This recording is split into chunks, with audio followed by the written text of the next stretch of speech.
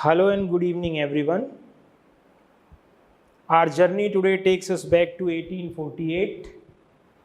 A group of young artists known as Pre-Raphaelite Brotherhood, a few courageous and rebellious artists of England who tried to challenge the status quo of Royal Academy of Arts. They tried to dismantle the literary trends and scenario of Victorian age. कुछ ऐसे लोग England में mid 19th century में हुए जिन्होंने जो भी उस वक्त के साहित्यिक समीक्षाएं, साहित्यिक ट्रेंड्स और साहित्यिक विचार, लिटरेरी व्यूज़, आइडियाज़, नॉर्म्स चल रहे थे, उनको क्रिटिसाइज और चैलेंज करने की कोशिश करी। तो आज की क्लास, ये टॉपिक हमारे परीक्षा के हिस्से भी आया है, तो आज की क्लास में हम इसी प्री रैफेलाइट ब्रदरहुड के बारे में पढ़ेंगे। As I have mentioned it earlier कि कोई भी चीज़ है वो अपने आप नहीं आती है, उसके आने के पीछे कुछ एक वजह हुआ करती हैं। वे वजहें क्या क्या हैं वो भी देखेंगे। प्री रैफेलाइट ब्रदरहुड क्या था, इसने किसको चैलेंज किया, ये क्यों आया, ये कौन से समाज में थी, उस समाज में क्या चल रहा था, इन सब चीज़ों के बारे में बात करेंगे एक एक करके। तो सबसे पहले आपको दिख रहा होगा our heading pre Raphaelite brotherhood, our topic which is called pre Raphaelite brotherhood. इसका टाइम पीरियड है वो 1848 से 1860 के बीच। वैसे तो लिटरेचर या ह्यूमैनिटीज़ में खासकर पिन पॉइंट करना किसी भी मूवमेंट को, किसी भी आइडियाज़ को मुश्किल चीज़ है और गलत भी है, मगर होता यह है कि इसे पढ़ने की सहूलियत के मान के लिए समझें या स्कॉलरली डिस्कशन के हिसाब से समझें। जब भी कोई आइडियाज़ इफ़ेक्टिव और प्रोमिनेंट नज़र आते हैं किसी शॉर्ट स्पैन ऑफ टाइम में, तो उनको उसी चीज़ के अंदर बांध दिया जाता है। जैसा ब्रदरहुड 48 से 60 के बीच दिखाया गया है, ऐसा तो है नहीं कि 48 शुरू हुआ और ब्रदरहुड आ गई और 60 जाते ही ख़त्म हो गई। पहले से चीज़ें चल रही थी, मगर यहाँ ये लोग इफ़ेक्टिव नज़र आ रहे हैं, इसलिए इन चीज़ को दिखाया गया है। अब आगे अपन इसी के ऊपर बात करते हैं, विक्टोरियन पीरियड और प्री रैफेलाइट ब्रदरहुड के बारे में। सो विल प्रोसीड है। विक्टोरियन एज नाम से आपको यहाँ एक हेडिंग दिख रही होगी। ब्रिटिश लिटरेचर को कई एजेस में बांटा गया है, उसमें से एक विक्टोरियन एज भी है। और विक्टोरियन एज है वो रोमांटिक एज के बाद में दिखने वाला एक लिटरेरी एज है जो कुछ एक ख़ास चीज़ों के लिए जाना जाता है, और उसी का हिस्सा प्री रैफेलाइट ब्रदरहुड है। Victorian age is known for its compromises, it's discoveries. अब पहली बात यह है कि जैसा आपको लिखा हुआ दिख रहा होगा, विक्टोरियन कॉम्प्रोमाइज। किस तरह के कॉम्प्रोमाइजेस थे विक्टोरियन एज में? विक्टोरियन एज जहाँ एक तरफ तो इंडस्ट्री है, औद्योगिकरण है, वो बहुत ज़्यादा एक्सट्रीम लेवल पे है, लोग प्रोग्रेसिव बहुत हैं, मगर उसी प्रोग्रेसिव अप्रोच के साथ वहाँ रिजिडिटी भी बहुत है। एक तरफ तो लोग खूब अमीर हो रहे हैं, एक तरफ वहाँ गरीब भी बहुत है। एक तरफ तो लोग साइंटिफिक टेम्परामेंट के साथ आ रहे हैं, दूसरी तरफ लोग रिलीजियस भी बहुत हैं। तो एक तरह से विक्टोरियन समाज है वो दुविधाओं का समाज है, एक डिलेमा का समाज है, जहाँ उन्हें ये नहीं समझ आ रहा है कि सच में सही क्या है और गलत क्या है। एक फंसा हुआ समाज है। उस समाज में नैतिकता भी है, साइंस भी। ऐसा सिनेरियो विक्टोरियन एज में अपन को देखने को मिल रहा है। अब अपन आगे बढ़ते हैं अपने प्री रैफेलाइट ब्रदरहुड की तरफ। पहले जो बैकग्राउंड है इस पूरे मूवमेंट का, इसके बारे में जिक्र करते हैं, फिर एक एक करके चीज़ें देखते हैं।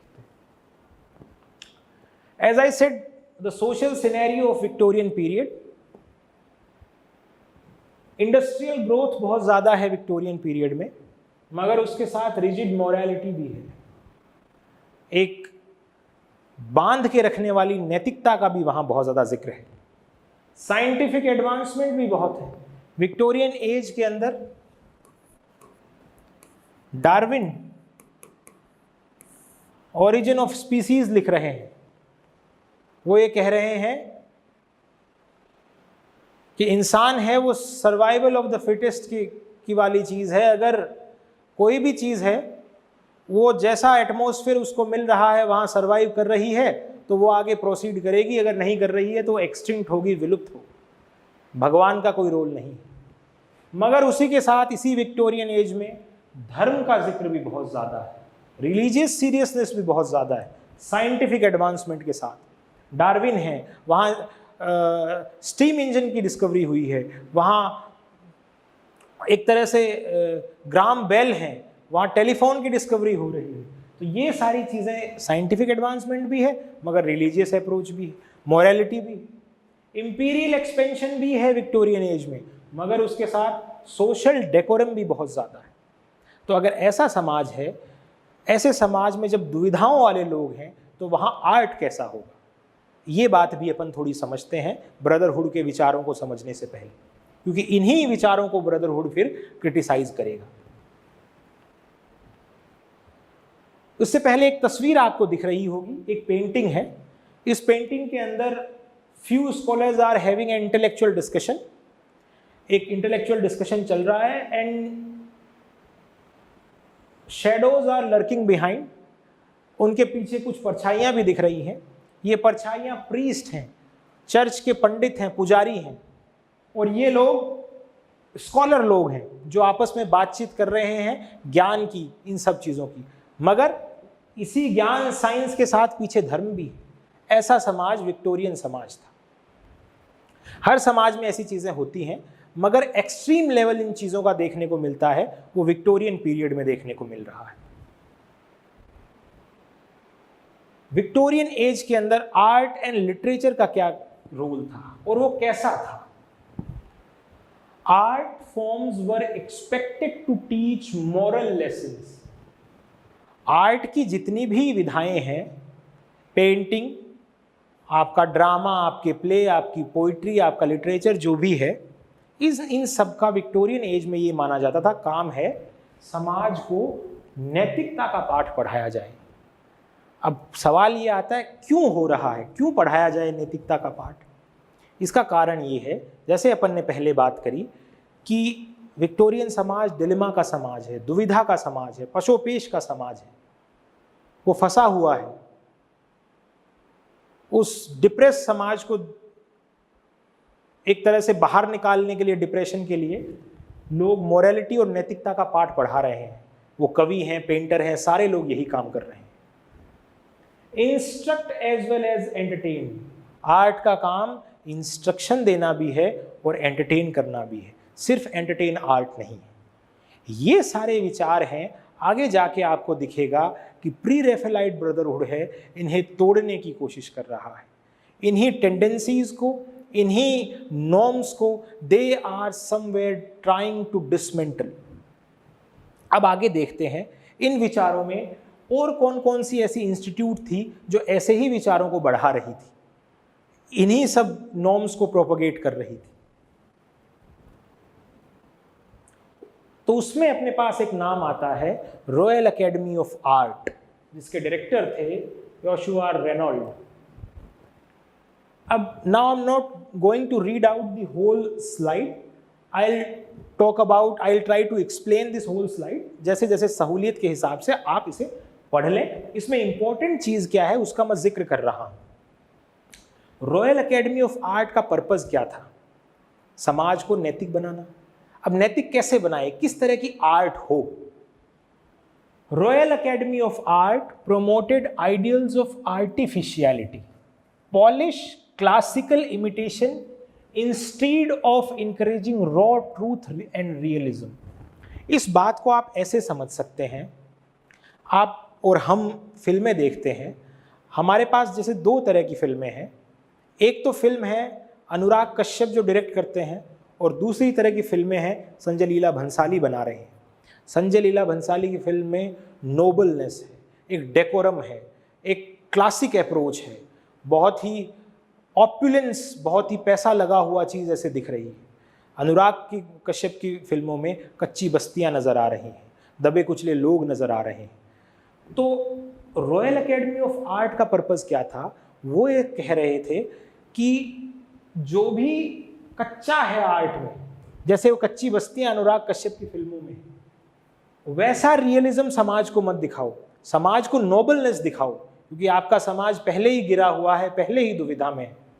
फॉर एग्जाम्पल मैथ्यू आर्नोल्ड हैं, वो बात करते हैं कविताओं में हाई सीरियसनेस की, कि कविताएं सीरियस होनी चाहिए, हाई सीरियसनेस, वो इसी नोबेलिटी का जिक्र है। मैथ्यू आर्नोल्ड कहते हैं कि sea of faith is lost Dover beach में, कि जो फेथ, जो बिलीफ, जो सब चीज़ें धर्म को मानते थे वो तो खो चुकी हैं, लोग तो डिप्रेस्ड हैं हमारे समाज के सारे।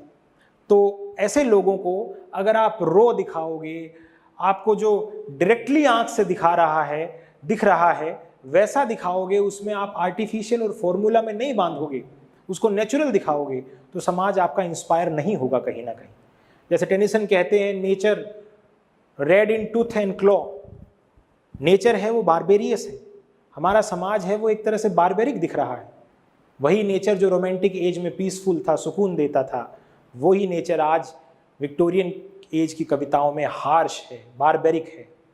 तो ऐसे समाज में किस तरह की चीज़ें दिख रही हैं? नोबलनेस में आर्ट की बात हो रही है, इसी नोबलनेस, पॉलिश क्लासिक इमिटेशन की बात आपको दिख रही है। आर्टिस्ट का मेजर फोकस क्या था? Raphael and Michelangelo. Royal Academy of Art का फोकस था, focus on Raphael and Michelangelo as the ultimate models of perfection.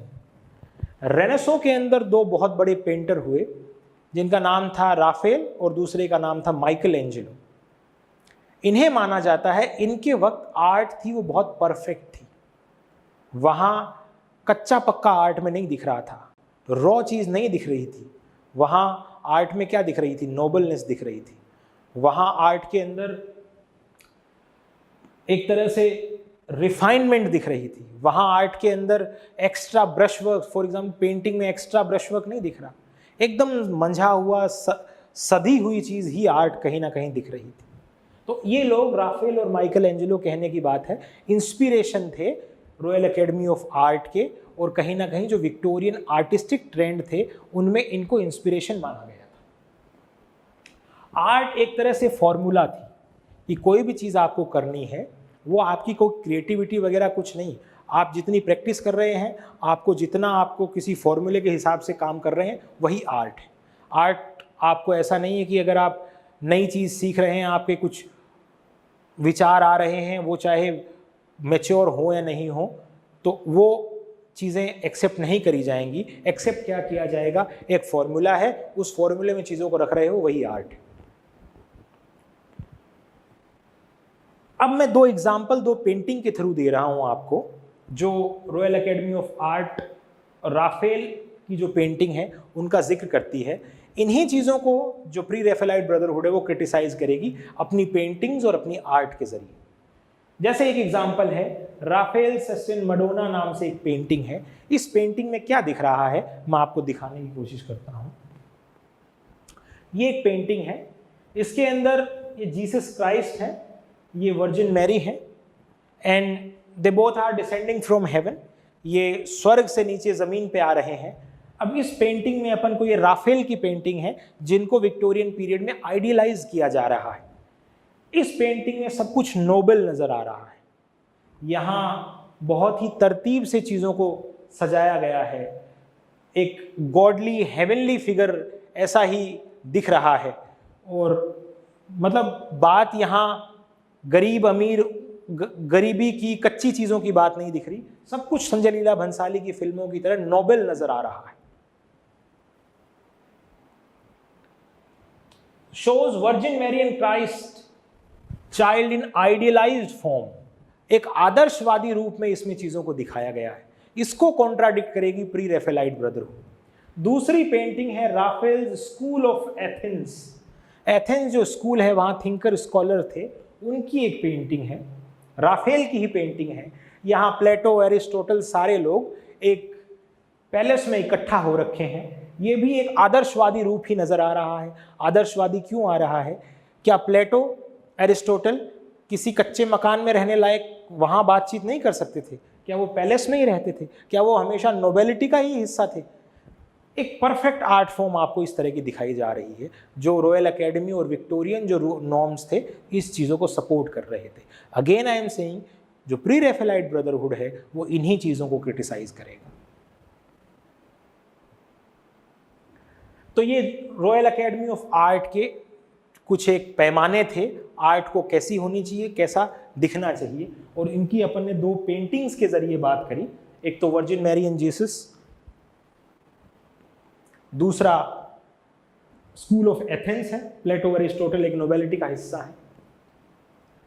अब जिक्र आता है अपने प्री रैफेलाइट ब्रदरहुड का। अब प्री रैफेलाइट ब्रदरहुड को आने की कहाँ ज़रूरत पड़ी, क्या वजहें थी, ये 1848 में ही क्यों आ रही है, उस वक्त ऐसा क्यों क्या हो रहा था, इसके बारे में थोड़ा सा देखते हैं। Again I am saying, I am not reading out the whole slide, कुछ चीज़ें इंपॉर्टेंट हैं उनको मार्क करेंगे और उन्हें अपन समझेंगे। Why the pre-Raphaelite Brotherhood emerged in 1848? Pre-Raphaelite Brotherhood 1848 के अंदर ही क्यों आ रहा? 1848 को इंग्लैंड के और यूरोप में ये पीरियड है, it is known as spring time of nations. इस पीरियड को स्प्रिंग टाइम ऑफ नेशन कहा जाता है। क्यों कहा जाता है? इस पीरियड के अंदर बहुत सारे रेवोल्यूशंस हो रहे थे, फ्रांस में, जर्मनी में, ऑस्ट्रिया में, इटली में और ब्रिटेन में। यूथ थी वो सड़कों पे थी, वो डेमोक्रेसी को स्ट्रॉन्ग करना चाह रहे थे, वो मोनार्की के अगेंस्ट जा रहे थे। फॉर एग्जाम्पल, आपने पढ़ा है चार्टिस्ट मूवमेंट, पब्लिक की 5-6 डिमांड थी डेमोक्रेसी को मजबूत करने के लिए। ये चार्टिस्ट मूवमेंट भी 1848 में अपन को मेजरली दिख रहा है। इसमें डिमांड थी कि मेल सफरेज, वोटिंग का अधिकार हो सबको, इसमें डिमांड थी कि एनुअल इलेक्शन हो, इसमें डिमांड थी एमपीज को वक्त पे पैसा दिया जाए। इस तरह की चीज़ें उस वक्त देखी जा रही हैं चार्टिस्ट मूवमेंट में। और यही 1848 का वक्त है जब कार्ल मार्क्स का कम्युनिस्ट मैनिफेस्टो पब्लिश हो रहा है। कम्युनिस्ट मैनिफेस्टो इसी 1848 के अंदर आ रहा है। तो जो प्री रैफेलाइट ब्रदरहुड के आर्टिस्ट थे उनके पास मौका था कि जब सब कुछ उथल पुथल है तो क्यों ना आर्ट के लिए भी अपन आवाज़ उठाएं। किस तरह की आवाज़? आवाज़ वो जो रॉयल एकेडमी ऑफ आर्ट्स थी उसके अगेंस्ट में जाने की आवाज़। क्या आर्ट नोबलनेस है? क्या आर्ट एक डेकोरम है? क्या आर्ट हर एक चीज़ में नैतिकता है? इन सब चर्चाओं ने, और यही एक ब्रदरहुड है जो कहीं ना कहीं इसी से इंस्पायर होके आगे अपने डेकेडेंस, जो एस्थेटिक मूवमेंट आ रहे हैं, जो जितने भी सिंबोलिज्म की अप्रोच दिख रही है, रियलिज्म की एक्चुअल रियलिज्म है क्या, वो यही ब्रदरहुड सिखा के जा रही है लिटरेचर के अंदर। अब जैसा मैंने कहा, इस वक्त मेन चीज़ क्या थी? इस वक्त बहुत सारे एक सोशल अनरेस्ट का दौर था। स्प्रिंग्स ऑफ नेशन कहते हैं 1848 को यूरोपियन हिस्ट्री में। अब अपन जो पीछे की जो अपन ने पेंटिंग देखी है उसको एक दूसरी पेंटिंग से कॉन्ट्राडिक्ट करके देखते हैं। ये पेंटिंग किसने बनाई थी? जॉन एवरेट मेले नाम से एक इंसान थे।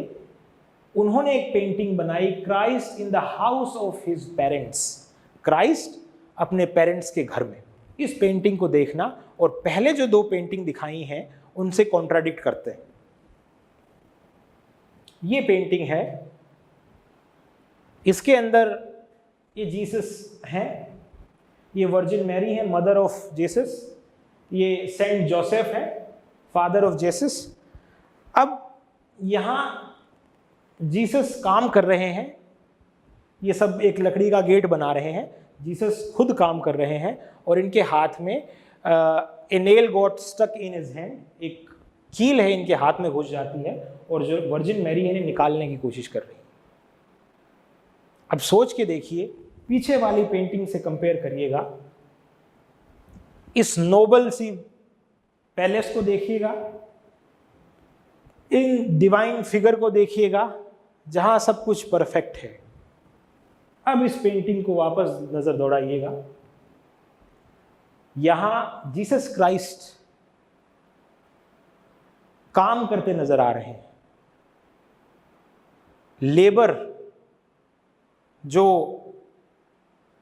पुअर क्लास है उससे बिलोंग कर रहे हैं, नोबेलिटी का हिस्सा नहीं है।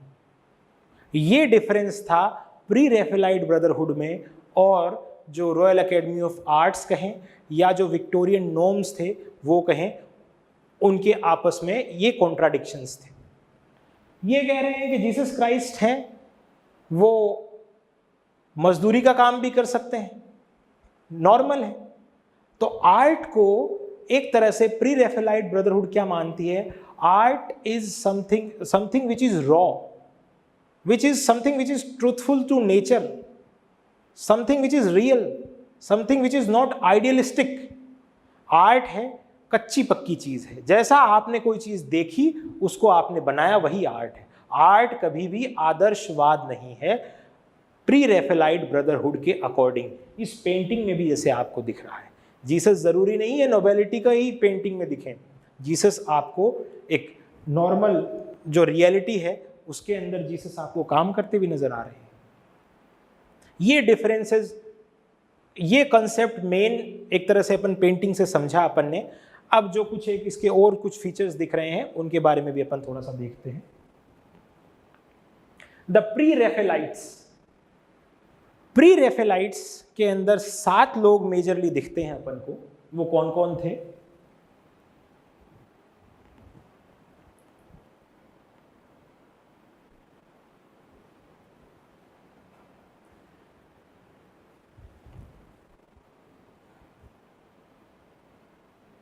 प्री रैफेलाइट के अंदर जो मेजर अपन को फिगर दिखते हैं वो है, सबसे पहले 3 नाम इंपॉर्टेंट है, उसके बाद बाकी लोग भी आते गए। वो 3 नाम इंपॉर्टेंट कौन से हैं? William home Hunt, John Everett मेले, दांते गैब्रियल रोसेटी। ये 3 नाम हैं, इन्होंने इस ग्रुप को फॉर्म किया। बाकी आगे भी लोग इनसे जुड़ते गए। और बाकी आगे कौन कौन लोग हैं? William Michael Rossetti, James Collinson, Frederick George Stephens, Thomas Woolner, who formed a 7-member brotherhood partly modeled on the Nazarene movement। नजरेन नाम से एक मूवमेंट जर्मनी में था, वो भी इसी तरह की जो प्री रैफेलाइट ब्रदरहुड बात कर रहे हैं, इसी तरह के आइडियाज़ के ऊपर बात कर रहे थे। उससे इन लोगों ने इंस्पिरेशन ली और इनके बारे में इन 7 लोगों ने ग्रुप को फॉर्म किया। मेजर जो इनिशियल जिन्होंने इनिशिएट किया, जिन्होंने इस चीज़ को शुरुआत करी, उसमें 3 नाम होम हंट, एवरेट मेलियस और गैब्रियल रोसेटी, 3 नाम अपन को दिख रहे हैं। ये नाम जो दूसरे नंबर का नाम है ये अपने पास पहले भी आया है। इन्होंने ही ये पेंटिंग बनाई थी, Christ in the house of his parents. और इस पेंटिंग को आगे जाके चार्ल्स डिकिंस ने क्रिटिसाइज किया था। डिकिंस ने कहा कि क्या जीसस किसी मजदूर या ऐसे घर में काम कर सकते हैं? वो तो भगवान है। मगर प्री रैफेलाइट ब्रदरहुड ने ये कहा कि जो सच्चाई है वो हमने बात करी है, हर चीज़ नोबेलिटी को बिलोंग नहीं करती। तो द प्री रैफेलाइट हेडिंग है, 7 लोगों की अपन ने चर्चा करी। अब इस ग्रुप के बारे में कुछ एक बातें हैं, उनके बारे में थोड़ा पढ़ लेते हैं। क्या चीज़ है ये? परीक्षा के हिसाब से कुछ एक चीज़ें आपसे पूछी जा सकती हैं, उनको देख लेते हैं। 1848 में इन 1888 a group of English artists including Dante Gabriel Rossetti, William Home Hunt, John Millay organized the Pre-Raphaelite Brotherhood। Pre-Raphaelite Brotherhood को ऑर्गेनाइज किया 3 इंपॉर्टेंट लोगों ने, बाकी बाद में और भी जुड़ गए थे। Their aim was to replace reigning academic style of painting। Academic style of painting कैसी है?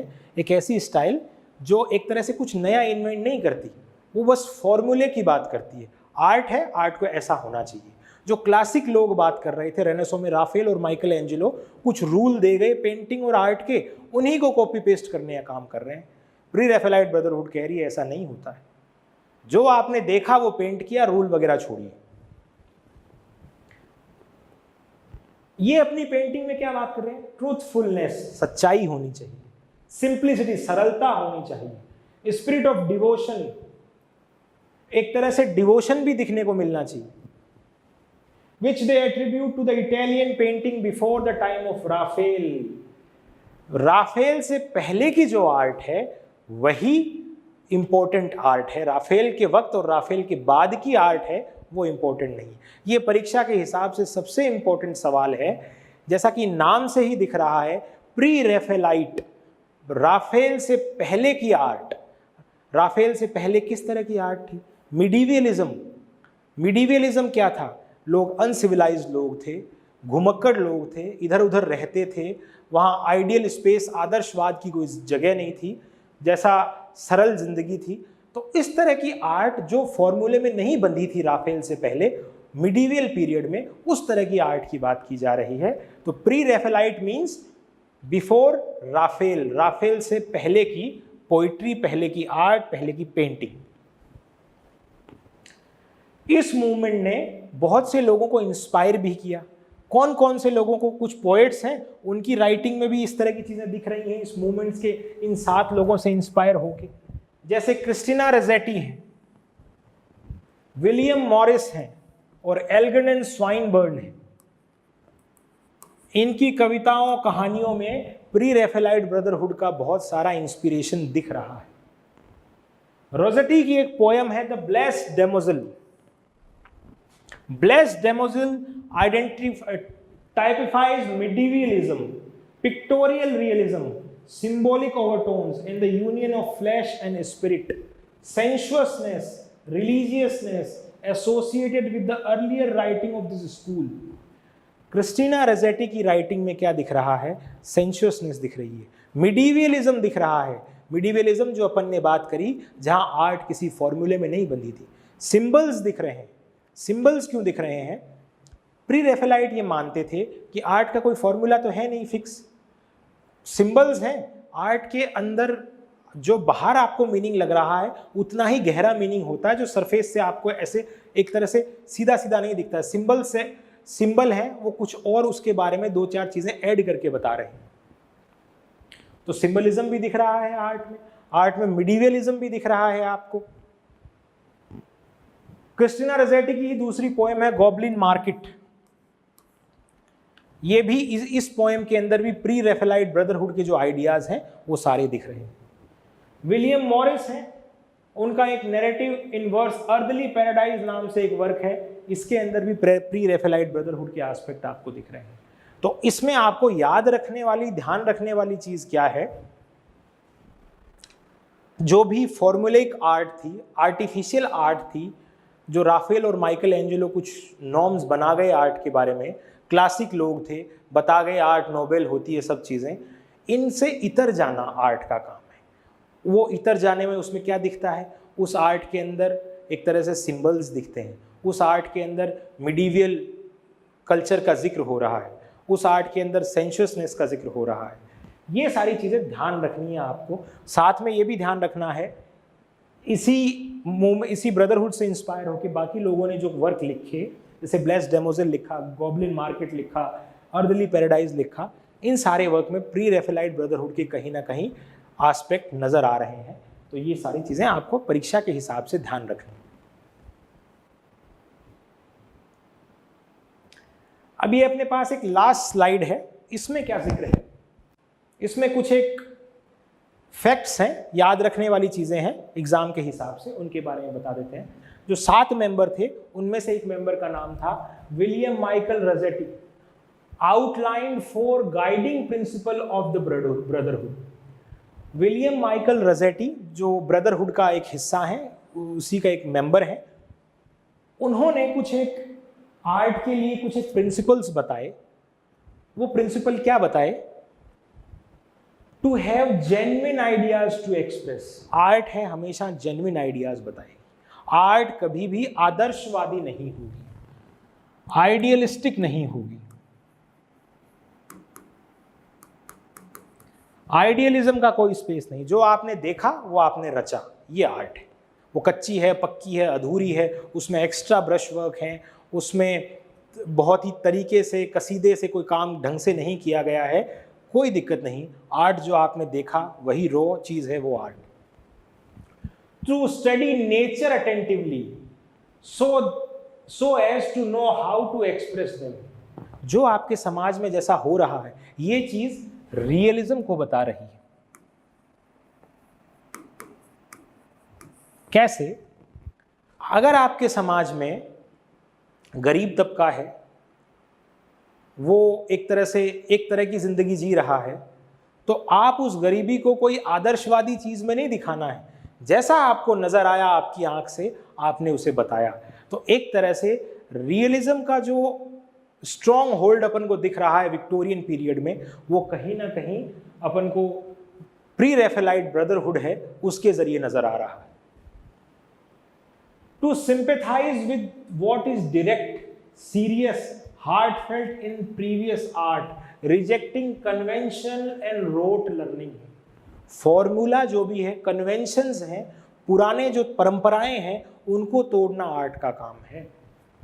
सिंपैथाइज किससे करना है? जो डायरेक्ट, जो आपने देखा उसको आपको अपनी आर्ट में दिखाना है। सीरियसनेस होनी चाहिए। हार्टफेल्ट इन प्रीवियस, जो भी प्रीवियस आर्ट में जो आपके एक तरह से आपको सेंशुअस लग रहा है, आपकी इंद्रियों को कोई चीज जगा रही है, उस चीज को आपको आर्ट में रखना। To produce thoroughly good pictures and statues, अच्छी आर्ट को क्रिएट करना है। Other important facts about PRB, pre Raphaelite brotherhood के कुछ और भी इंपॉर्टेंट फैक्ट्स हैं।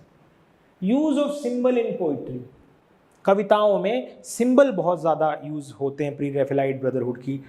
उसका कारण है ये मिडीवियल स्पिरिट की बात करते हैं। मिडीवियल स्पिरिट के अंदर एक तरह से हर एक चीज़ के अंदर रोमांच था। रोमांस का जो आइडिया है वो भी मिडीवियल एज को ही बिलोंग कर रहा है। वहाँ कोई चीज़ का डायरेक्ट मीनिंग नहीं होता था, वहाँ कोई चीज़ का फॉर्मूला नहीं होता था। एक चीज़ है वो दो चीज़ों को भी एक्सप्लेन कर सकती थी, क्योंकि लोग खिलंदड़ थे, लोग घुमक्कड़ थे, कोई फिक्स पिन पॉइंट वाली चीज़ें उनके पास नहीं थी। तो सिंबल्स का यूज़ इसीलिए प्री रैफेलाइट ब्रदरहुड की कविताओं में देखने को मिलता है। मैगजीन थी प्री रैफेलाइट ब्रदरहुड की, उसे कहा गया द जर्म, और इसको किसने एडिट किया? विलियम माइकल रोसेटी ने ही एडिट किया था, जो प्रिंसिपल दे के जा रहे हैं 3-4 प्री रैफेलाइट ब्रदरहुड के। इसे लास्ट ऑफ रोमांटिक्स भी कहा जाता है। मिडीवियलिज्म इसमें दिखता है, स्पेलिंग थोड़ी सही,